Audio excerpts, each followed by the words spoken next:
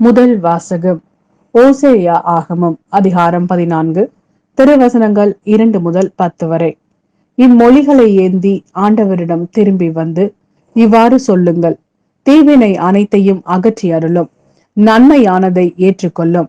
நாங்கள் எங்கள் வாய்மொழியாம் கனிகளை உமக்கு அளிப்போம்.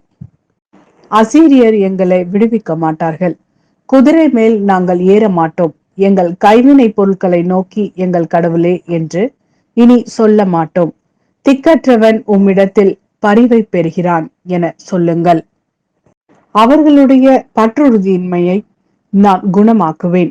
அவர்கள் மேல் உளமாற அன்பு கூறுவேன். அவர்கள் மேலிருந்த என் சினம் தணிந்து விட்டது. நான் இஸ்ரேலுக்கு பனி போல் இருப்பேன். அவன் லில்லியை போல் மலருவான். லெபரனின் மரம் போல் வேரூன்றி நிற்பான். அவனுடைய கிளைகள் விரிந்து பரவும். அவன் பொலிவு ஒலிவ மரம் போல் இருக்கும். லெபரனை போல் அவன் நறுமணம் பரப்புவான். அவர்கள் திரும்பி வந்து என் நிழலில் குடியிருப்பார்கள். கோதுமை போல் தலை தோங்குவார்கள். திராட்சை கொடி போல் செழிப்படைவார்கள். லெபனோனின் திராட்சை ரசம் போல் அவர்களது புகழ் விளங்கும். இனிமேல் எப்ராஹிமுக்கு சிலைகள் எதற்கு? நானே அவனுக்கு செவி சாய்த்து அவன் மேல் அக்கறை கொண்டுள்ளேன். நான் பசுமையான தேவதாரு மரம் போன்றவன். உன் கனி எல்லாம் என்னிடமிருந்தே வரும். ஞானம் நிறைந்தவன் எவனோ அவன் இவற்றை உணர்ந்து கொள்ளட்டும்.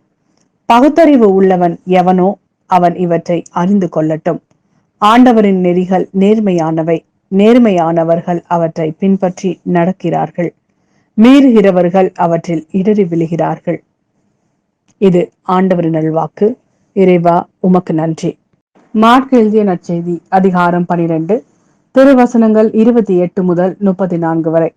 அவர்கள் வாதாடி கொண்டிருப்பதை கேட்டுக்கொண்டிருந்த மறைநூல் அறிஞருள் ஒருவர் இயேசு அவர்களுக்கு நன்கு பதில் கூறி கொண்டிருந்ததை கண்டு அவரை அணுகி வந்து, அனைத்திலும் முதன்மையான கட்டளை எது என்று கேட்டார்.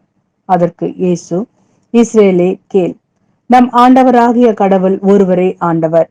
உன் முழு இதயத்தோடும் முழு உள்ளத்தோடும் முழு மனதோடும் முழு ஆற்றலோடும் உன் ஆண்டவராகிய கடவுளிடம் அன்பு கூர்வாயாக என்பது முதன்மையான கட்டளை. உம்மீது நீ அன்பு கூறுவது போல் உனக்கு அடுத்திருப்பவர் மீதும் அன்பு கூர்வாயாக என்பது இரண்டாவது கட்டளை. இவற்றை விட மேலான கட்டளை வேறு எதுவும் இல்லை என்றார்.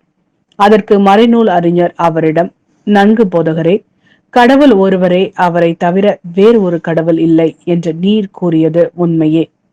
அவரிடம் முழு இதயத்தோடும் முழு அறிவோடும் முழு ஆற்றலோடும் அன்பு செலுத்துவதும், தன்னிடம் அன்பு கொள்வது போல் அடுத்திருப்பவரிடமும் அன்பு செலுத்துவதும் எரிபலிகளையும் வேறு பலிகளையும் விட மேலானது என்று கூறினார்.